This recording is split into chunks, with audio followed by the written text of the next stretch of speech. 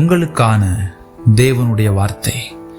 என் நாமத்தினாலே நீங்கள் எதை கேட்டாலும் நான் அதை செய்வேன்.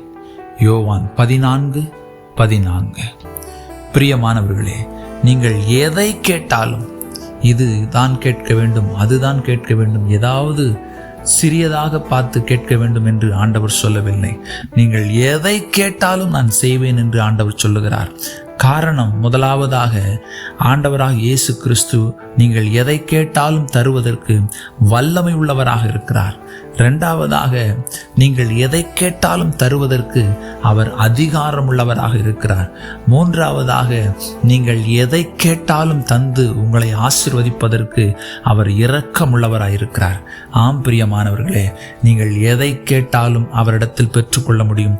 விசுவாசத்தோடு கேளுங்கள், உங்கள் தேவைகளை சந்திக்க அவர் வல்லமை உள்ளவராய் இருக்கிறார். ஆமென்.